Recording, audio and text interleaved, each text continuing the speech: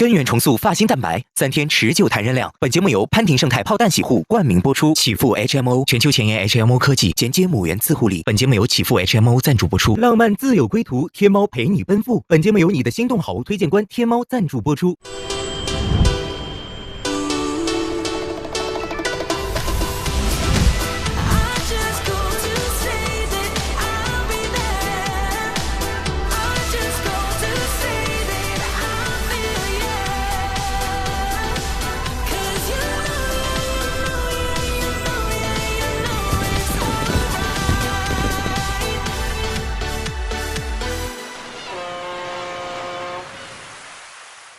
冰山出去过，哎呀，心动啊，就是心动了，就是喜欢，眼里有他。这个其实才是我准备的生日礼物，戳到了周哥的心巴上。周哥不行了，我会觉得我可以明确我的心意是心动。哎呦，明确自己的心里的想法。来啦！天哪，丹琪就在这看着他坐在他们对面。对呀，这个好吃，这个好好吃。豆腐我不吃，稍微我不吃豆腐。哦，你之前说你不喝豆腐，维度面豆制品我都不吃。好尴尬。哎呀，我不确定我到底是否达到了真的很心动的状态。就是我的过去，我的以前的事情，你通通的怎么知道？不是平衡的这种进展关系，他给我一定帮助。我走了，拜拜。天哪！完了。根源重塑发型蛋白，3天持久弹韧亮。本节目由潘婷胜肽炮弹洗护冠名播出，启富 HMO 全球前沿 HMO 科技衔接母源自护理。本节目由启富 HMO 赞助播出。欢迎大家！这里正在进行的是我们腾讯视频自制的轻熟龄恋爱观察类真人秀《半熟恋人》第5季。各位好，我是纯叶，我们要欢迎观察室所有的小伙伴们，让我们欢迎沈一菲老师，大家好；欢迎依林妹妹，欢迎之光哥哥，大家好，我是之光哥。还有继续陪伴我们的智胜， Hello， 大家好，我是智胜。还有雨桐妹妹，大家好，我是梦雨桐梦梦。上一期的节目，我们看到的是开启了我们一个半熟的新环节，叫做真心叩问，然后还有海岛的中选。按下选择键的嘉宾们呢，邀请对方开启了自己的人生档案，直面最真实的过往和规划。现在大家快速的回忆一下，第一刻想起来的最有印象的画面是哪一个？轩轩跟那个小文他们那个之间的一个纠葛，还是比较让人替他们揪心的。对，这个是一个很大的一个变化的地方。我是BK 和 TT， 整个都特别顺利。他们甜甜的烟花吻，我们的第一对情侣。哦，对，这个是。我就想到了离开的这银，那个离开也很潇洒，非常帅。时隔多日呢，我们的小屋再次开启了人生档案的环节，他们将走进彼此真实的生活当中去，所以我们将看到就是心动、现实的猛烈碰撞。一起来看本期的正片，来吧。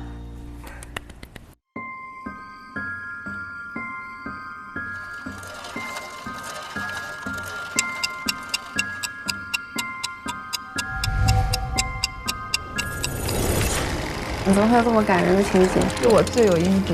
明天还有注册风云，全完了，不好意思，飞蛾扑火，错过了，只能说我们俩的缘分还没到。今天的约会会导致故事的走向。现在又回到了最初的起点。扑朔迷离啊！还要再拍啊？在这个风雨交加的夜里，这次应该是上次没有拍的要拍。哦，是这样子的吗？其实有很多人没拍。弄这样的一个东西出来，玩的就是心跳。哦哟，我可以看到他们按灯哎。你今天要按吗？你这个问题问得非常好。按还是不按？因为我知道你海南没按。哦，他为什么犹豫？哎，又开始吹小文还在吹了。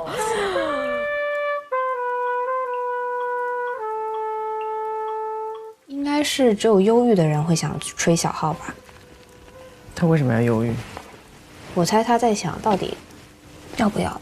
就算。下1楼，出门前往中庭平台。我很好奇卓然会怎么选。他拍完了对吧？他拍了。他拍了。到鲫鱼啦。嗯。他拍了。灯是亮的。帅了。紧张的心，激动的心情。下一个是谁呀？哎呀，柳柳。找我老板，这怎么都在看着？他这个表情怎么？是没拍吗？有点慌，不要紧张。Oh my god！ 实时观看。我要不然还是别看了。要不你闭上眼睛等我通知。他想看又不敢看。挠头是什么意思？他如果现在还在犹豫，那就不要了。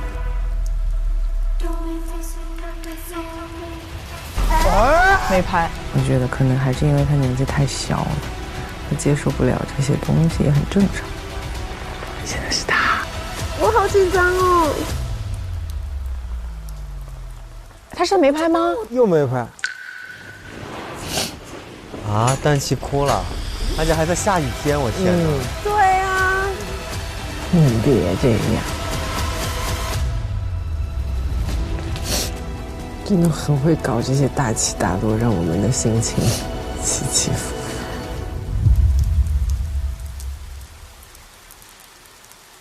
我被你们这种混剪折磨的已经够呛了，真的是，真的整不明白了已经。整不明白，放这么燃的音乐，你要不给我来点什么猛料，我跟你说我是不能接受的。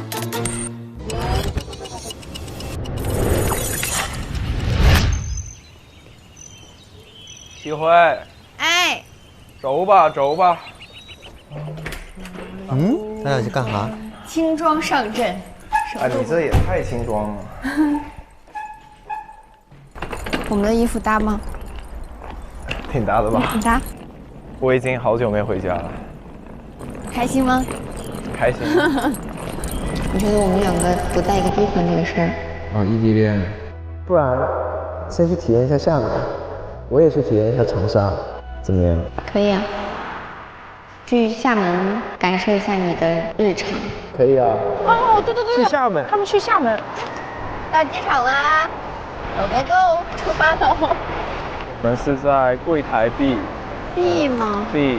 那在那边吧。可以感受一下厦门这个城市，感受一下我们的生活。厦门可美了。厦门很容易让人家有恋爱的感觉。对。到厦门，欢迎来到厦门。又回到了夏天，采访一下你此刻的心情。真不错。来到了他的家乡，为什么你的眼里常含泪水？因为我对这片土地爱的深沉。哎呀，哦，配了。猜一猜我们一会儿先去哪？如果我没有猜错的话，应该是你跟我说了的你家吧？真的去他家？这一次来厦门属于是一个邻里镇探索之旅。哇！邻里镇探索之旅。你验牌的过程，我要烟牌啊！我要烟牌。感觉这个城市好安静啊。我是21年的7月份来的。那很热。厦门，但是厦门的热不是那种闷热，它还会有点风，但是温度也挺高的。但是厦门的一年四季春夏秋冬的路上的变化不会很明显，不像北京。对，它的秋天就会有那个落叶，对，而且金色的，对，然后北京也会有下雪，有，对，但是今年的雪我都没赶上。我去哪个城市不下雪。你给这个城市带来了温度。哎呦，这个很戳哎，这个真的很戳。这边有一个比较出名的公园叫园博苑，玩啥的？公园。然后里面也有一些咖啡馆啊，然后灯会，休闲的就是。对，遛弯的。健身房就在这，然后有时候就是1-2公里的话，我就会骑小电驴，很惬意。公司远吗？不远，也在这个区。这条街我经常下来买，有个黑猪肉包，然后跟卤料特别好吃。然后这边就是一条商业街。这就到你家了是吧？对，就基本都有。这边私家车位，下地库要报备一下。干嘛的？回家，带老婆孩子回家。哎呀，这才对嘛！他好会哦。哎，那个是有感觉，如果没有感觉就很想翻脸。对对对，但是这个很戳。太戳了，好戳我。回家，带老婆孩子回家。慧慧开心的笑了，好开心。谢谢，这个办事真的很严谨，这样就保证你们小区居民的安全。我看看李正他的家，要不要穿这双鞋？灰色的。这个吗？对，格子的。你要不要休息一会儿？我来看看。哇，很整齐。过来。哇，小猫咪，小喵咪，可爱的小喵咪。你的小猫叫什么？雪糕。雪糕。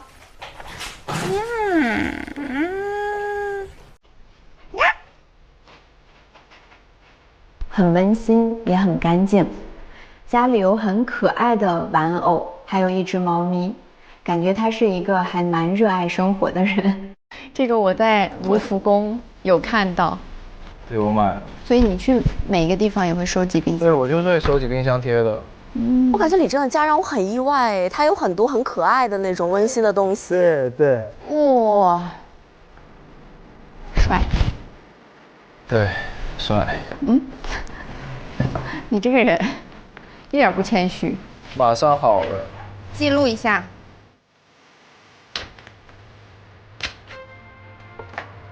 哇，还会烹饪。这就是居家的场景，很温馨。你在煮什么？现在？白灼排骨。啊，排骨。对，我平时吃很简单。这就是人夫感吗？摆了一个那么酷的表情。哎呦，这就是女友视角吗？简简单单就是一顿。你知道吗？就是你来家里之前，家里就只有一双筷子。我之前都是一次性的筷子，一次性的碗。啊，这个话说的。你来之后多了一双筷子。很健康。哎，你平常上班会做饭吗？在食堂？不做，一般不做，就是出去吃或买。那你多久做一次饭？一周一次。一周一次。要不然就是晚上回来的时候烫个青菜这样子。吃的真的很健康，真的就是烫青菜和烫排骨。就是这样，喵。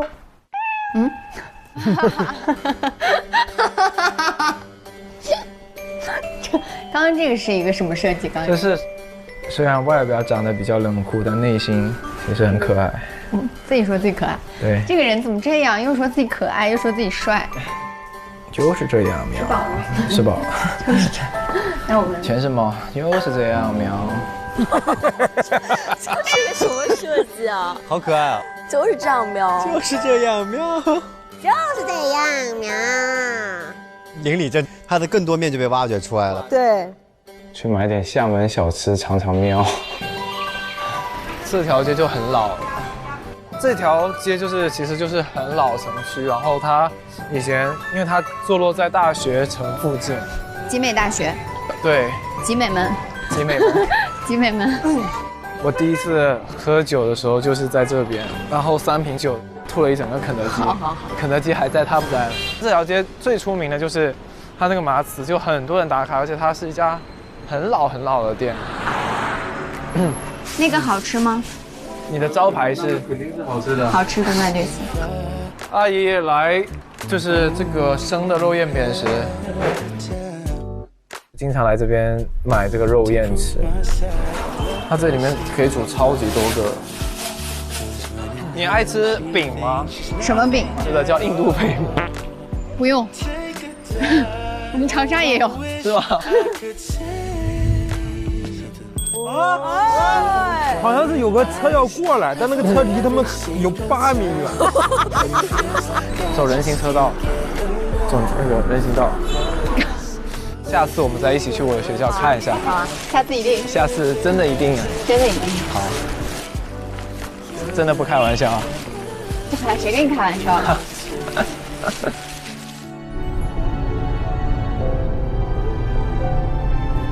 我们现在是去哪？带你去见一个我的哥哥，是我很好的朋友。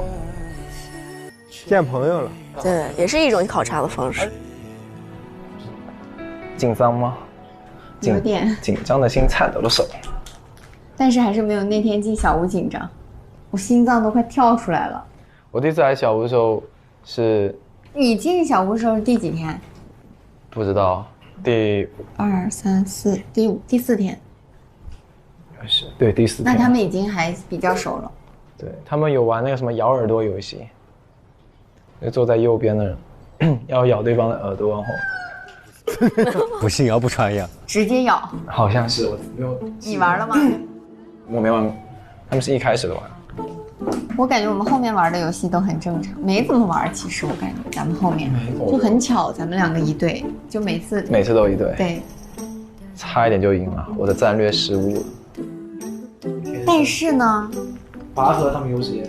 但是啊，如果我们队赢了，一切都是最好的安排。我们队如果赢了，是吧？是不是？哎，来了吗 ？Hello， 好久不见啊！来，先击个拳。Hello。这是介绍一下，这是西慧啊，西慧你好。Hello。对，然后他是主持人，请坐。谢谢。然后他是一名很出色的交易员，我的引路人。没有，我们互相切磋而已，对吧？但他对你的评价很高，前面几天就有听说了。对。你别这样，我害羞的。没事儿。那你是哪里人呢？我是山西人，太原，我待在长沙。所以他现在人都在长沙是吗？嗯，在长沙。哦。长沙、杭州，然后跟北京。那你平时会飞来飞去吗？到处飞。跟我一样。哦，那难怪你们有共通点嘛，所以也会相互吸引。哎呀，助攻。他其实性格比较外向。我今天比较内敛。今天我刚去小屋，是不是很外向？对，就是刚认识他的性格就很吸引我，但是我们坐得很远。然后当我们沟通完之后，发现就是我们俩都比较直球，然后沟通没有压力。哦，那我懂了，就你们其实就是正负极的关系。就一开始如果离得很远的话，那个磁场会非常非常的弱，但是只要一旦靠近了，互相交流了，那个吸引力就会越来越强烈。对吧？差不多就这种感觉。我感觉描述的好准啊，绝了！谢谢。大哥升华了，上总结了。我觉得我对他这个人的心动值是已经够了，但是我不想纯谈恋爱，我定的是结婚生子。哦，已经聊到生小孩这一块了。是我能聊的吗？是我该听的吗？对，你们要生小孩找我来干什么呢？没有，就是先了解一下嘛，先确定目标一致，再去相处会比较好。对，确实。所以他平常临真起问。临真起问。所以他平常是，你觉得他是一个什么样的人？我觉得他是什么样的人？我想一想怎么形容啊。兄弟想得出好的话吗？银鞍照白马，飒沓如流星。哇塞！小卓然就像一匹奔驰的马，比较自由的吧。追求自由？也不是追求自由，他有很明确的目标。少年心气比较重的。当然，我觉得这个应该也是他吸引你的点。但是他说过，我们一开始都不是对方的首选嘛。我觉得这个东西很正常啊，因为人的第一感官往往都不是正确的嘛，反而是你们交流之后，互相的内在吸引了对方。对吧？确实。那我觉得这个反而是更好啊。但是就是我和他在相处的过程中，我发现他所有说的一些点都是我要的点，太过符合了，所以你反而更不容易相信。对。那只能说你们磁场对了。我也想要这样的朋友。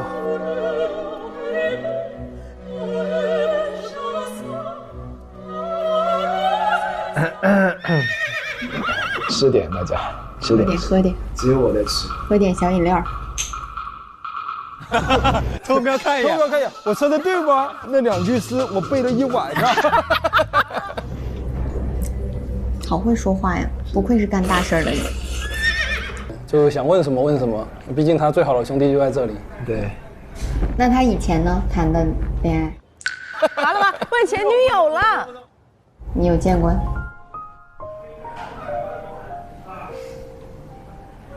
说呗。没，可以说啊。哎呀，擦汗了。2个我都认识。2个都认识。第一段谈的比较早，双方都会比较没有安全感一点嘛，所以矛盾也会比较多嘛。对。第2段呢？第2段其实就是比较现实的因素。什么现实因素？因为现实分手的。对，因为女方她是想要在国外发展的，然后她是想要回国嘛。是，因为现实2个人未来的步调的大基调和步伐不太一致。就如果连见都见不到的话，那怎么继续嘛？对，是的。对呀，那他们也会存在这个异地问题啊。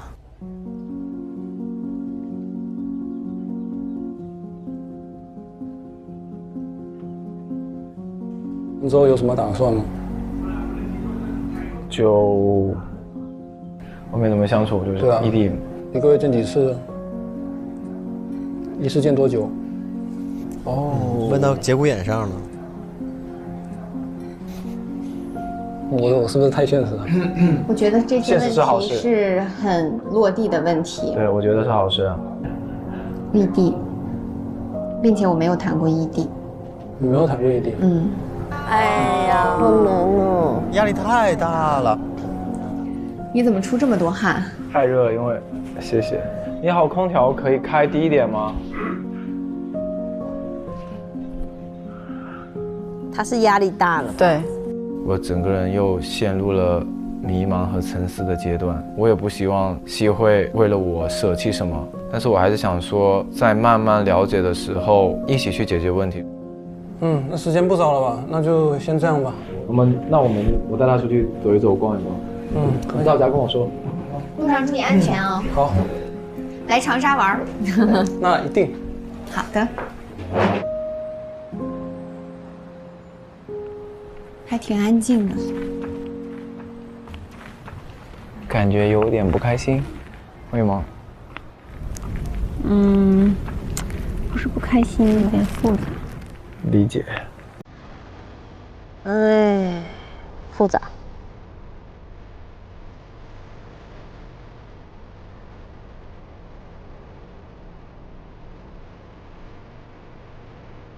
可以走慢点，怕你累的。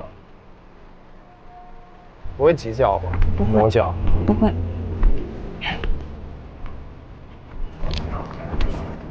这个海，感觉和三亚的海真不一样。对。感觉它很安静，三亚的海是有浪的。2个人心境也不一样的。三亚是快速拉近的，厦门就回归落地了。这儿。对，坐着歇会儿。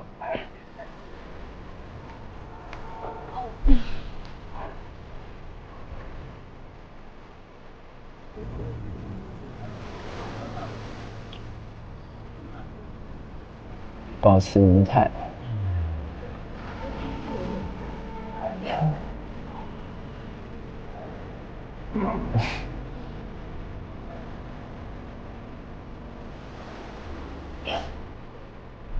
感觉这个城市好安静啊。长沙不安静吗？长沙的烟火气很重。没怎么去过。可以来感受一下。他们真正想聊的问题，大家一直没说透，就本能的回避了。所以你有什么想要了解我的？没有什么目前没有什么疑虑。可能唯一的疑虑就是距离的问题，就我会意识到，可能厦门还是我的家，可能我的根在这边，我会事业上往外面冲一冲，但我可能大概率还是会选择留在这边。他就不想改变自己的城市了。完了。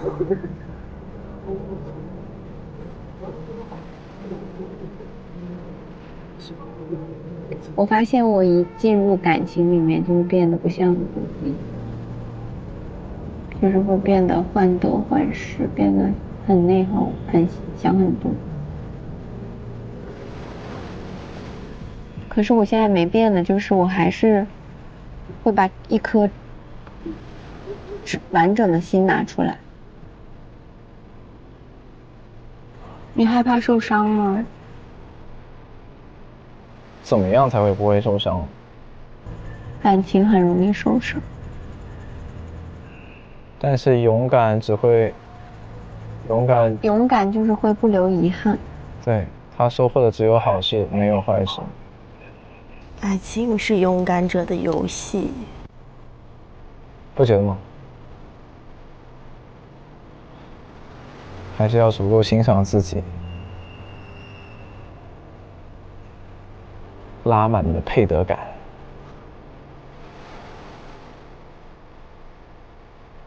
你永远是那个最值得的，对吧？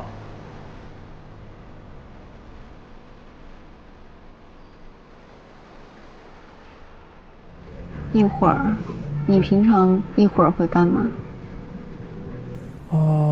随便的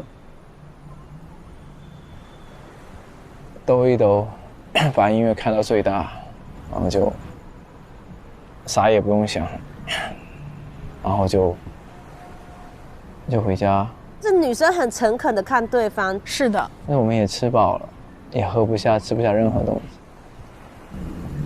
全完了。为啥？全部完蛋。为什么？我说我。为什么？为什么完蛋？他沦陷了，是这个意思还是啥意思？啥意思？怎么就完蛋了？全完了。啊？没懂。怎么？今天不挺顺利的吗？我说我完了。为啥？我没说这个行程完蛋。哦，为啥？不说不出口。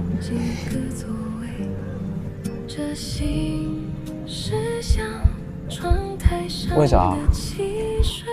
我就看着他的侧脸，当时就觉得好喜欢他。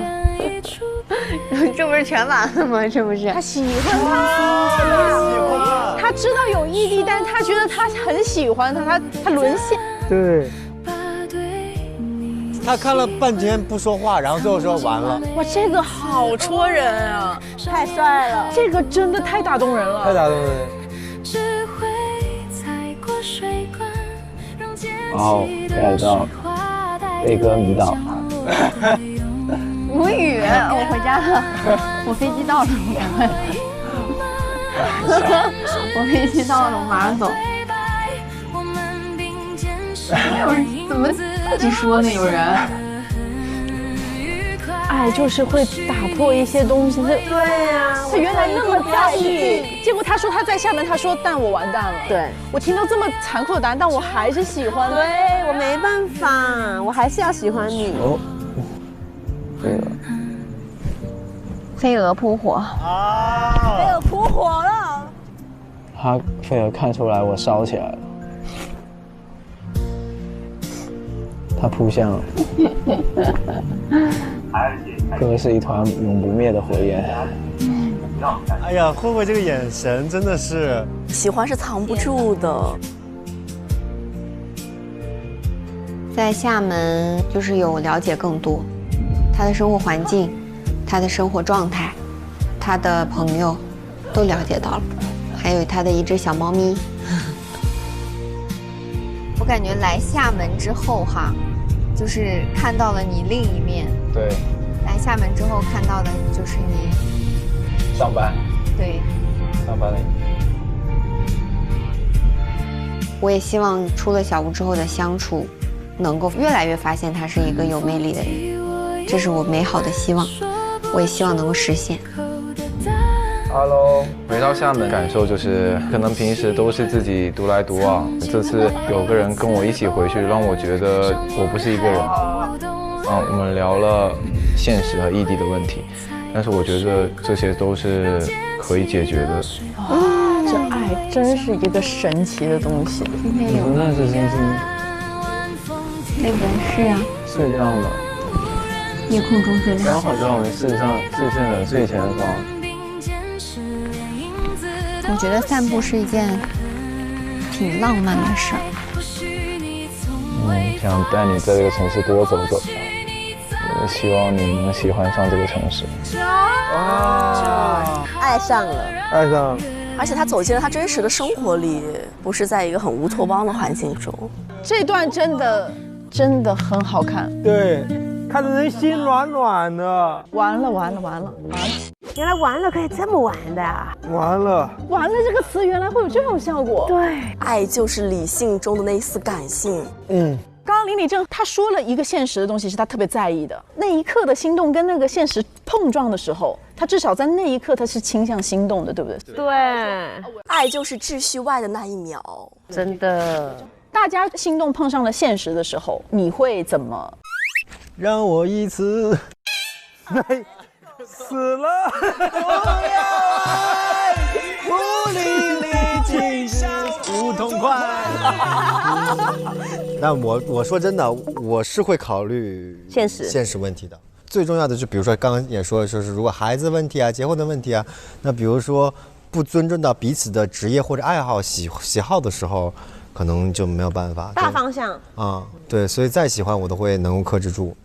我觉得就是你就是个加减分的过程嘛，就是你心动肯定是一个特别重要的一个点嘛，但是如果说现实处理不好，会削弱掉你俩彼此吸引的点。不是说现实有多难，而是在面对现实的时候，大家会把自己的那种缺点和不足暴露出来。所以说你一定不是被现实打败的。现实不是考验我们大家爱情的一个考量，而是现实中到底有把我们现实中的我们到底是什么样的？面对这个现实，大家采取的是什么样的方式？什么样的行动？沈老师觉得呢？其实我觉得在这种现实和心动的里面，假设你有冲突，本质上是一个价值排序，就你会觉得到底是自己的感受最重要，还是现实里的这些现实的利益比较重要？我们会比较推荐的一种方法叫最大损害的决策方法。大家不要去决策说哪个更好，你要比的是那个最差的那个代价，你哪个能承受？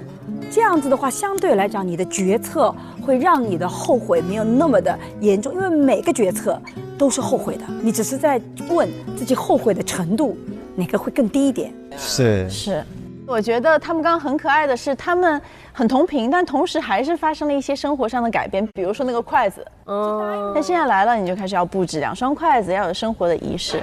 大家有没有觉得有了喜欢的人在身边之后，生活上有发生什么很大的变化？我在跟我女朋友认识之前很粗糙，你知道我当时毕业之后，我搬到家里，我用的那个是我研究生时候的那一套被子、被单和那个垫子，都黄了吧都。我也洗的，我没那么粗糙，没那么粗糙。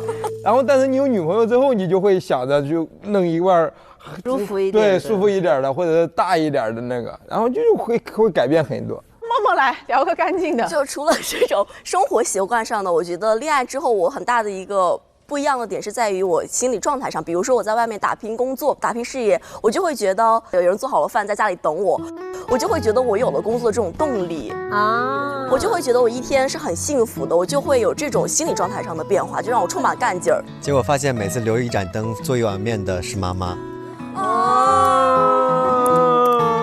就是肯定会发生一些很美好的变化，但是这个变化一定是让你们2个人都觉得很甜蜜和很幸福的。对对对。刚刚林李正是在一回厦门的时候带着自己喜欢的人见朋友，这个也要看那个朋友得不得体。我觉得还好啊。对对对，经常有一句话说，如果这个人在你面前，你不知道他是真的还是表演的，你去看看他那些好朋友，因为他那些好朋友不会表演。物以类聚，人以群分嘛。所以如果他的朋友都很靠谱，然后那些靠谱的朋友也很信任他，那基本上他也是个比较靠谱的人。对。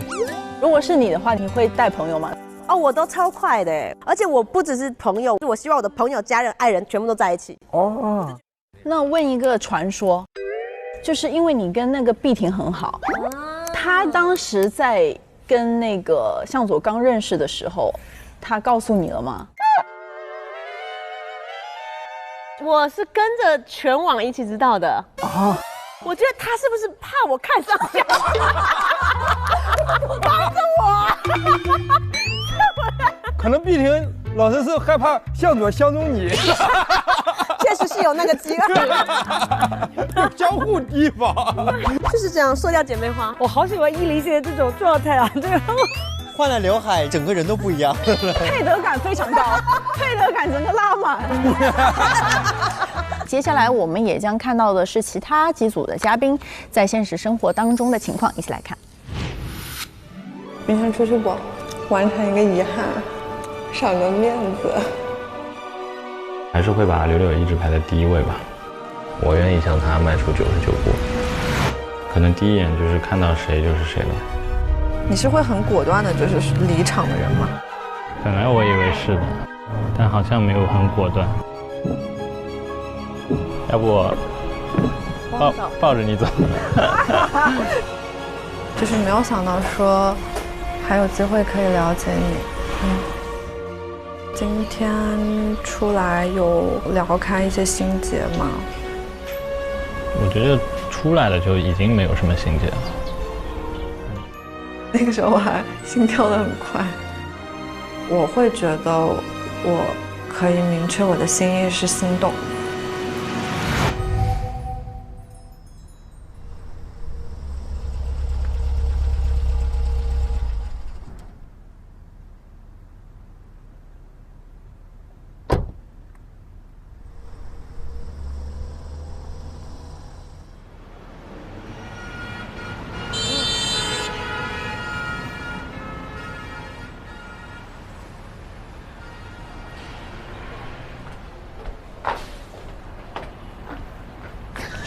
啥？幼玲来接他了吗？不会带了花来接他吧？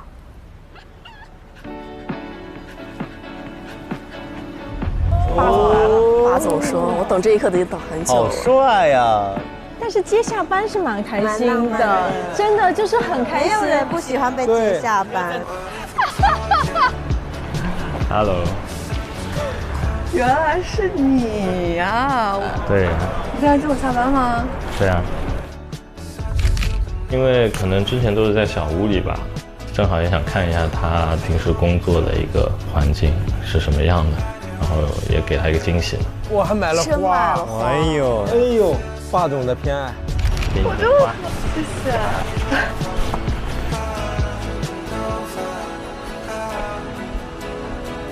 呀，所以是这儿吗？啊！好开心！怎么这么快就约上了？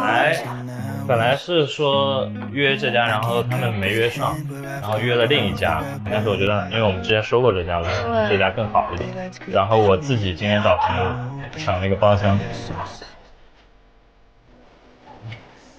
最近上海也很火嘛，就是宁波菜。我爱吃。然后我最近就一直在吃，我把上海基本上。我就是那个宁波菜收藏了，然后一直没去，我可想吃。约一下。可以。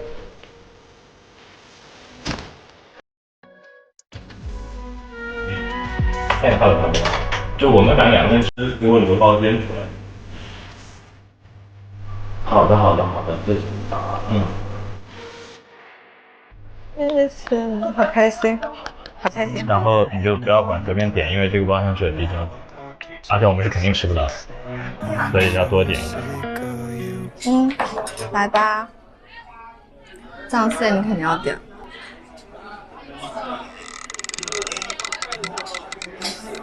你写一个，你要看这么久。好久没有写字了。让那个卓然教育一下你吧。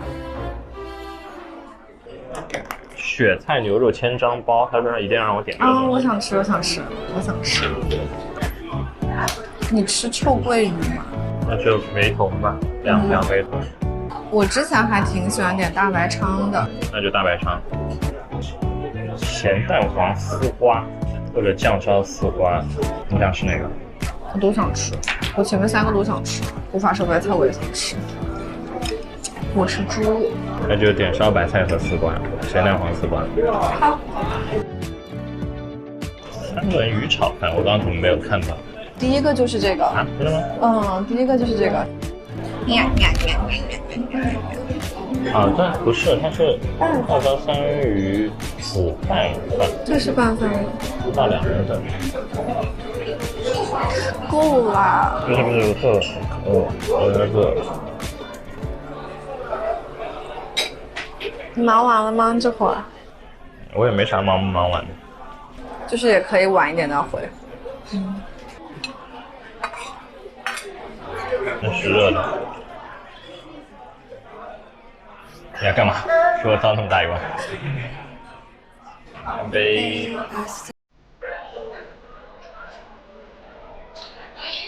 好喝的。我就喜欢喝这个。来吧。是清热肥甘。就是加油！我嘴角忍不住一直上扬。开吃吧。开吃，我实在不吃。是鹅肝吗？这个就是吃那个有一点点冻的那个口感。冰淇淋口感，好好吃。对，就是那种冰淇淋。好好吃。我觉得在吃上面，合拍是一个非常重要的选项。是的。太美妙了。谢谢。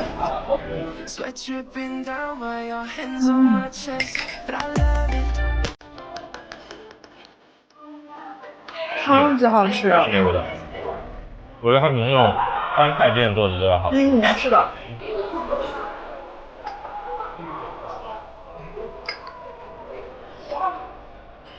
好吃吗？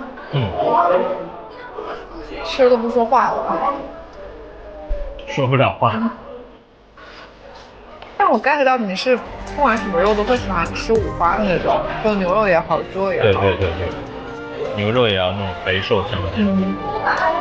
而且我感觉我们点了我们2个能吃完。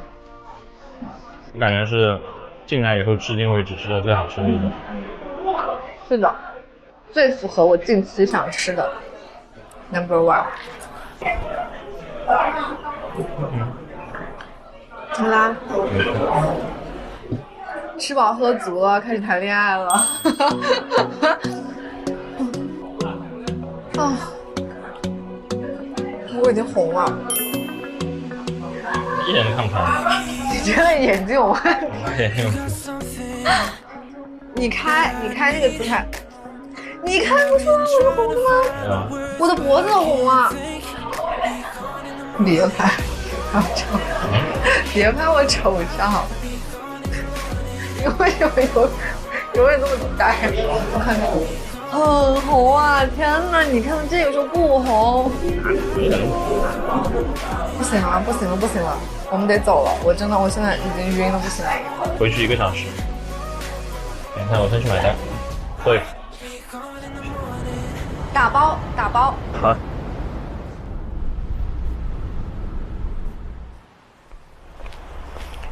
猜客厅有几个人？猜0个。那我猜3个。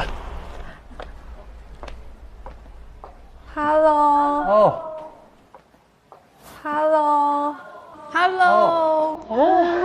你们在干嘛呢？我们刚回来。啊？你们也刚回来？刚到家1分钟。弟弟，吃饭了吗？没呢。我带了，我给你有好多吃的。好呀，一起吃。宝宝，我特地给你带了那个潮汕的粿条，还有那个牛肉丸。我上去放点东西。我也上去。马上回来。Oh my god！ 哦，你今天早上你那个下楼像地震一样，咚咚咚咚咚，像一个大笑。就很响很响，我在睡觉嘛，你走的时候，巨响。晚餐买的俩人。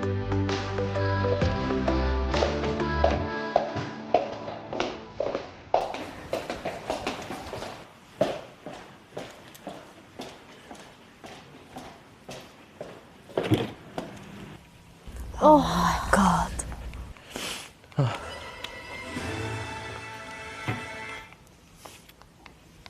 要聊聊吗？这俩人，我真的不敢看。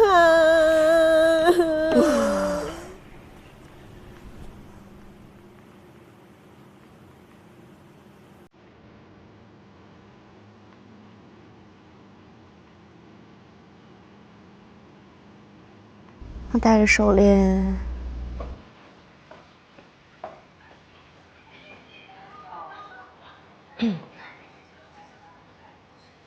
是什么东西啊？我在看动画片。怎么脸红红的？我红吗？可能是个光的原因。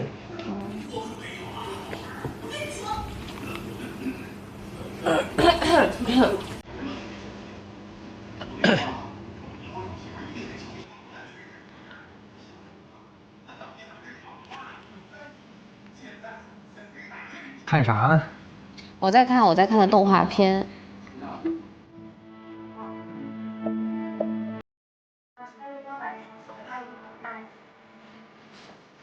哎呦，好了，我好啊，这么快？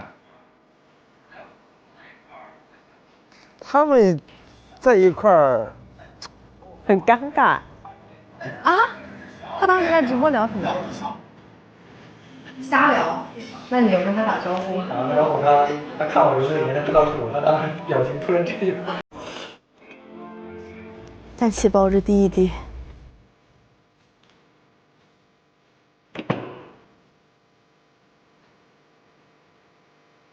六零在想什么？他在想什么？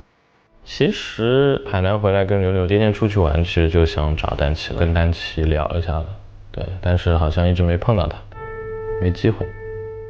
想让他了解一下我现在的心理想法，就是所以也不想拖着他，或者是浪费他的时间。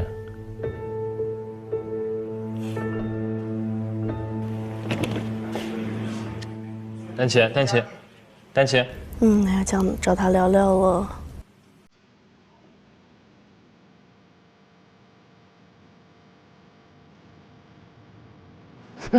吃瓜的两个人。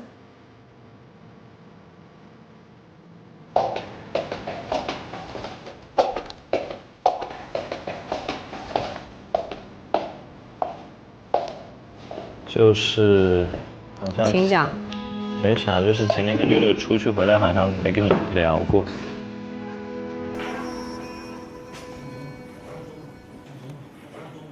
昨天你好像也出去了，今天我看找你，你也出去了。回公司上班了。你有找过我啊？对啊，我问他们你走了没有，他们说走了。这两天公司确实事情比较多。你坐吧，站着老高的。站着吧。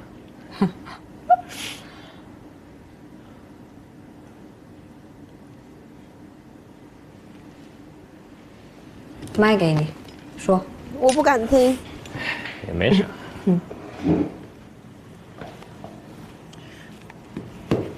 哎，怎么说呢？就是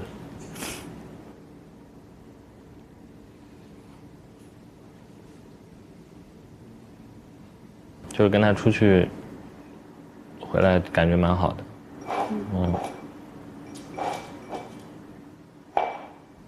那就相信你的选择就好了呀。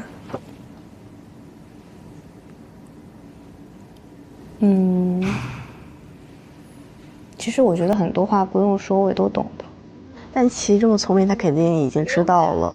在幼玲选择跟我说，他说他要跟柳柳约会的时候，那一刻我意识到了，他不是我真正需要的人。那玩得开心点。结合这两天我看到的事情，其实我能感觉出柳柳对幼玲的感情，以及幼玲其实她心里面可能也会更倾向柳柳多一些吧。哦，吃饭了吗？没呢。我带了，我给你有好多好多吃的。好呀，一起吃。然后今天早上的时候，我看见柳柳在敲幼玲的门，很明显了。其实这2天我也在想，就是我们是不是就是在一起玩的比较开心？然后另外一个角度上，我觉得我是需要一个比我更笃定的人。我觉得你没有办法满足我的这个需求。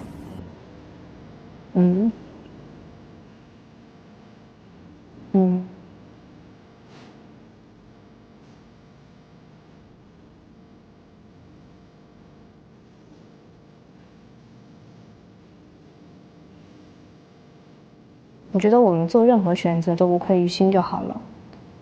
就是你当下你享受当下，你当下你喜悦，你当下你享受，那是你生命的状态。你想要的，那你就去追逐。有一种爱是手放开。对。我还是一如既往的，就像我那天送给你的生日礼物一样。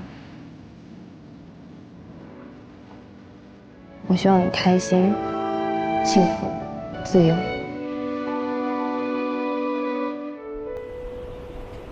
给你来点美粉丝啊！不会把我弄成个妖怪吧？好像确实这个颜色不妙。对幼玲肯定是有过心动跟好感的。你的车子比我快，你这是碰碰车啊！再来一遍。笑什么？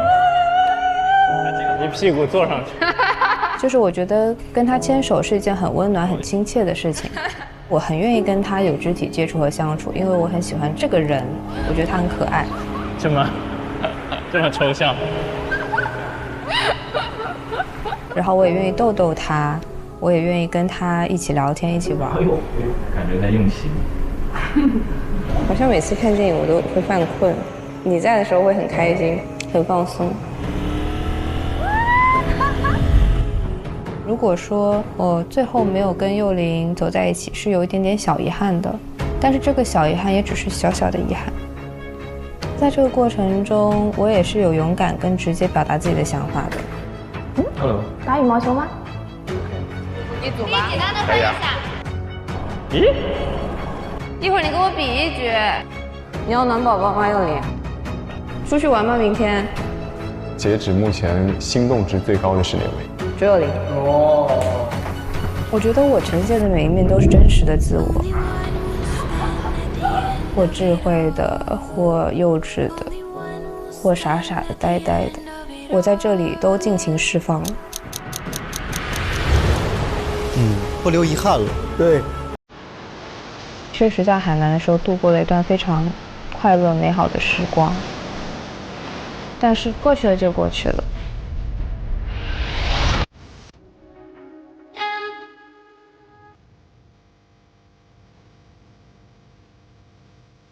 这个眼泪，我觉得它是很复杂的情绪，就像我那天画的那个海，夜晚的海一样，它是五彩斑斓的，但它是黑色的，它是吞噬的，它是内敛的，很复杂，我说不明白。我觉得我们每个人都在享受当下的自己。没有过去，也没有未来，只有当下。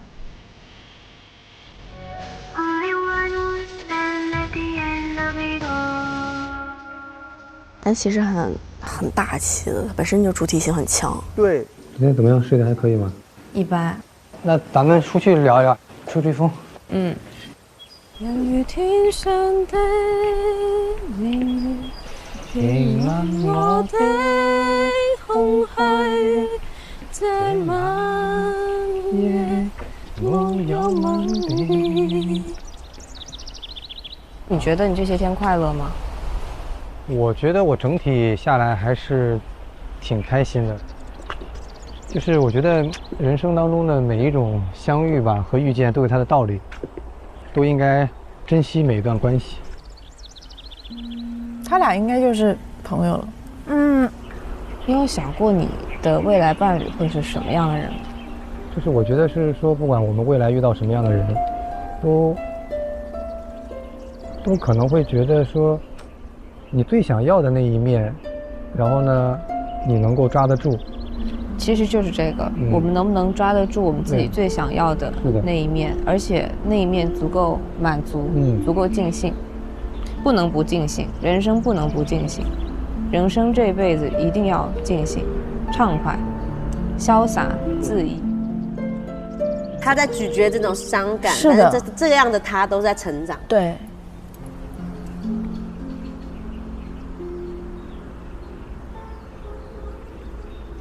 抬头看天看树，低头看草，闻闻泥土的味道，还有虫鸣鸟叫的声音，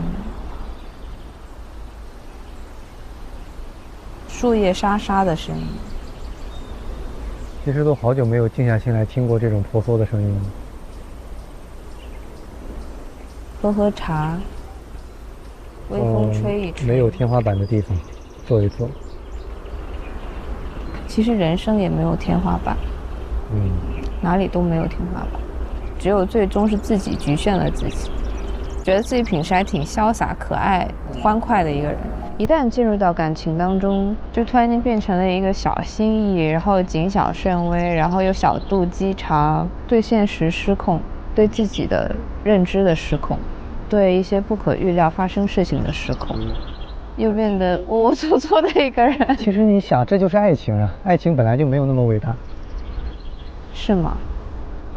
所以那些感受都是对的，是对的，因为有了这些感受，那才是证明你在乎这个人。情爱中无知者呀！如果一个人跟一个人相处那么的风平浪静，没有波澜，那也会觉得这段感情可能是不是缺少了一点东西。所以我觉得。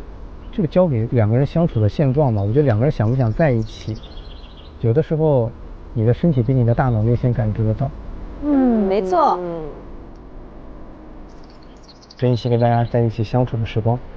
我觉得走出小屋之后，你呀我呀，我们都会成为很好的朋友。剩下的很多东西，我觉得跟每个小屋里面的人，可能大家都会。或多或少的跟这个更亲近，跟那个多，这很正常，这交给生活，交给自己。轻松愉快的相处，我觉得是所有人际关系的第一要义。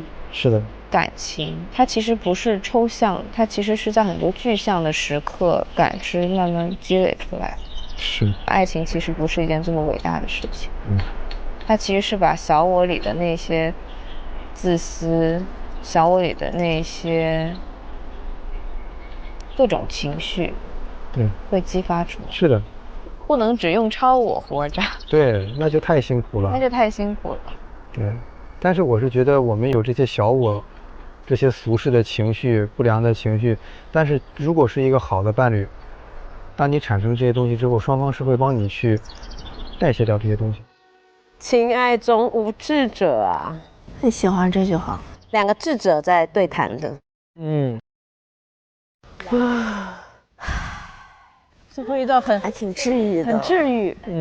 我觉得爱情会激发你对一个人的占有欲，你对一个人的窥探欲也好，那你也是比较美好的一面啊。你不管你担心你今天你觉得说这件事情让你觉得不合适也好，或者怎么样，其实也都是教会你成长。而且我感觉的就是你敢于去展现在所谓的这种人性中的阴暗面给对方，也证明你们的关系到了一定的浓度和深水区了。对，不然的话，你们可能还是停留在表面的这种关系里面，那个反而我觉得不是利于一个很深度的关系长期发展的。对，那齐克·祖宾说，其实爱情特别能激发两种截然不同的情感，一种叫帮助他人的情感，你的利他性会特别的强。另一面叫排他的占有性，就你想把这东西就变成自己的，不想跟别人共享。你爱的越深，这两个点就会这个激励就更激烈，程度更高。它真的就是爱情里面不可分的两面。我觉得大家都是最普通的人，对对对，就没有必要去脱离柴米油盐酱醋茶，硬要去追寻这宇宙中的星星啊，满足自己的需求，尊重他人的需求就够了。大家有在记忆中就是让你特别印象深刻，觉得那一刻自己好勇敢，为了一个人或者一个事努力去奔跑的一个经历吗？哎，我又聊起来脱口秀了。我那个时候就是很喜欢脱口秀嘛，但我那时候上学，所以基本没钱。我那时候就报名他们那个志愿者啊，我填了那个报名信息之后，我发现1星期了还没拉我进那个志愿者群。我说我也没想当演员，当个志愿者还给我淘汰了。但那个时候就是不甘心，你知道吗？就你太想去看了，我就找他们那个志愿者，就是那个公众号，然后就找到他们公司里有那个邮箱，我又给他们公司里邮箱里发了一封邮件，说我是什么什么在哪读研究生，然后我很喜欢脱口秀，我说也很希望能去现场做志愿者。哎，你说最后一句话，我说如果我还是没能当选志愿者，我还是会在昌平沙河县的北京科技大学的204宿舍里默默祝福脱口秀越来越好。真的啊？真的，太为敬啊！然后给我回了邮件，说当时应该拉群的时候应该忘记拉你了。